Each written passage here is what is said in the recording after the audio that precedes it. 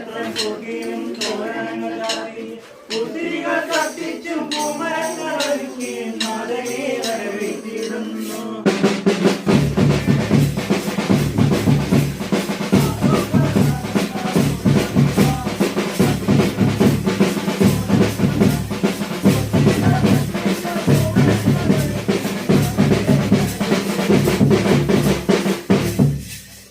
അത്യുന്നതങ്ങളിൽ ദൈവത്തിന് മഹത്വവും,